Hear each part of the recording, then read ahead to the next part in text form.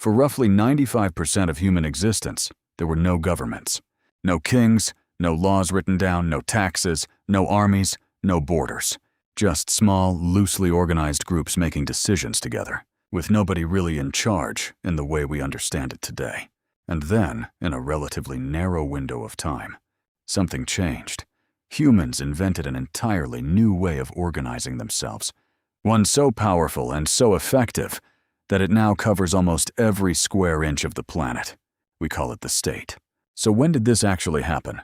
And more importantly, why did humans, who had survived for hundreds of thousands of years without one, suddenly need it?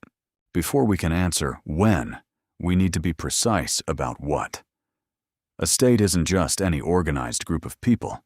Anthropologists and historians generally define it by a specific combination of features.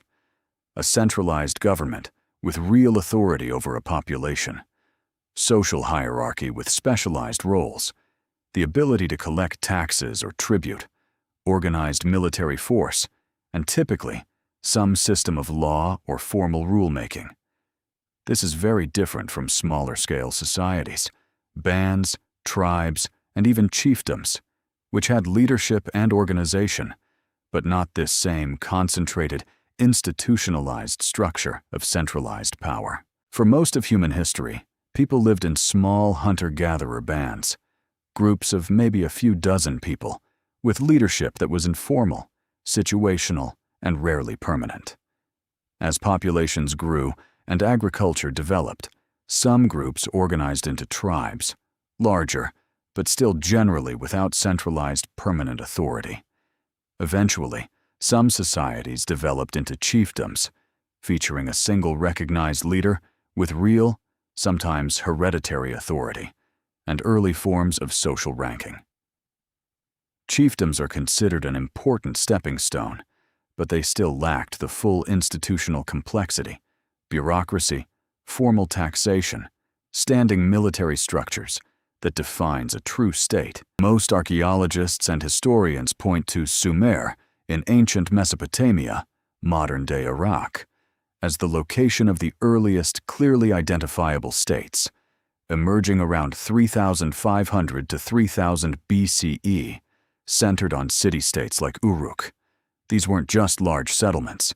They featured centralized temple and palace administration, organized labor systems, early writing used specifically for record-keeping and taxation, and clear social stratification between rulers, priests, laborers, and slaves.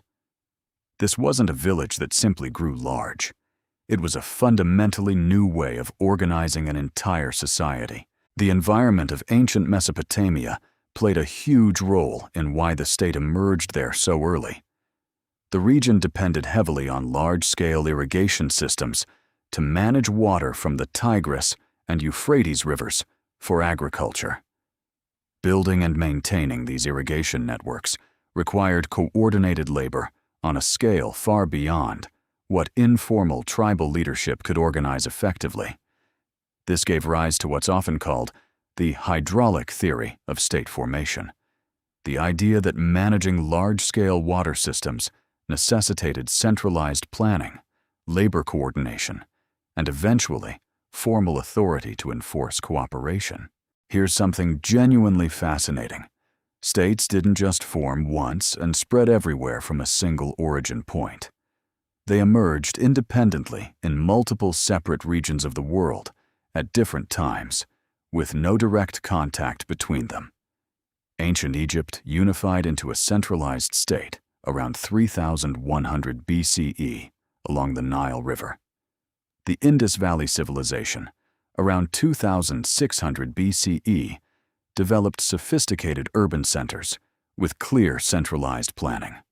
Early Chinese states emerged along the Yellow River by around 2000 BCE. And in the Americas, entirely isolated from these other civilizations, states like the Olmec and later the Maya and Aztec emerged independently over following centuries. The fact that this pattern repeated itself separately on different continents strongly suggests something universal about human societies pushes towards state formation under the right conditions. Beyond the hydraulic theory, anthropologist Robert Carneiro proposed another influential idea called circumscription theory. In regions where fertile land was geographically limited, surrounded by mountains, deserts, or sea, growing populations couldn't simply spread out and avoid conflict the way groups in open, unlimited territory could. This created pressure, competition, and warfare between neighboring groups. Carneiro argued that in these circumscribed environments, successful groups gradually absorbed or conquered their neighbors, consolidating power and territory over generations, eventually giving rise to centralized state structures as a direct result of repeated conflict and consolidation. A third major factor involves agricultural surplus and trade. Once farming produced more food than immediately necessary for survival, it created something new: surplus resources that needed to be stored, protected, distributed, and often taxed. This surplus also allowed some members of society to stop farming entirely and specialize in other roles: soldiers, priests, administrators, craftsmen, a division of labor that simply wasn't possible in subsistence-level hunter-gatherer or early farming groups. Managing this surplus and specialization effectively required exactly the kind of centralized coordination that defines a state. It's not a coincidence that some of the earliest known writing systems emerged in the same regions and time periods as the earliest states. Early Sumerian cuneiform, for example, wasn't originally used for literature or storytelling. It was largely used for administrative record-keeping, tracking grain storage, labor obligations, and taxation. A state managing large populations, complex resource distribution, and formal law simply couldn't function efficiently through memory and oral tradition alone. Writing wasn't just a cultural achievement. It was a practical necessity for the kind of complex administration states required. Early states also relied heavily on religious authority to reinforce political power. Rulers in ancient Egypt and Mesopotamia were often portrayed as divine or divinely appointed, blending political and religious authority into a single, reinforcing structure. This wasn't purely cynical manipulation. In societies where formal legal systems were still developing, religious belief provided a powerful, widely accepted justification for why certain individuals held authority over others, helping stabilize new and often fragile centralized power structures. It's worth emphasizing that state formation wasn't an inevitable, automatic upgrade every society naturally pursued.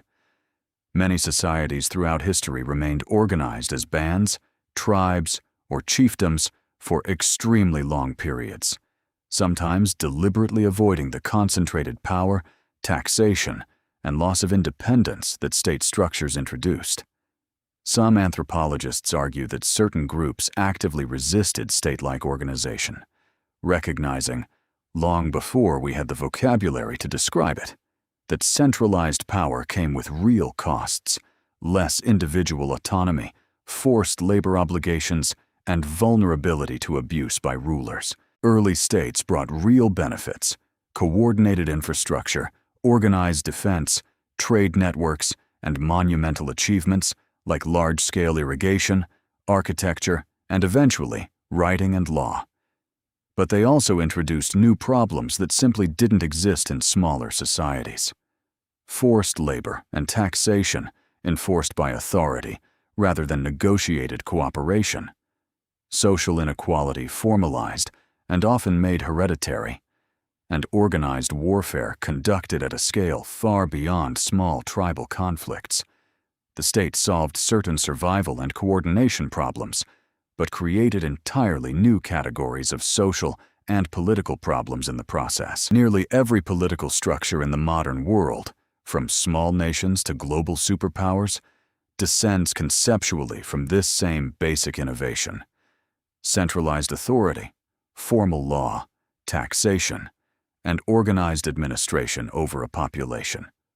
Understanding when and why this first emerged helps explain a lot about persistent features of modern life. why governments tax us, why bureaucracy exists, why written law matters so much, and why organized militaries became a near-universal feature of complex societies.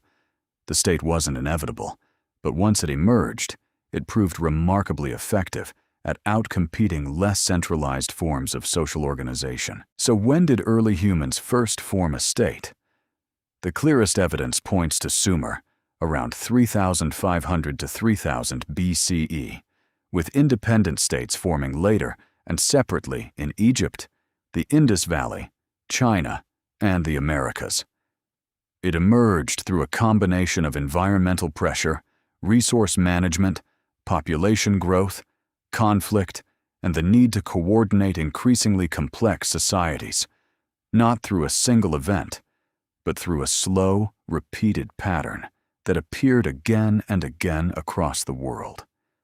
For hundreds of thousands of years, humans organized themselves without one. And then, in a relatively short span of history, the state became almost impossible to escape. Do you think humans could have avoided forming states altogether? Let us know in the comments, and subscribe for more videos exploring the deep history of how human societies actually came to be.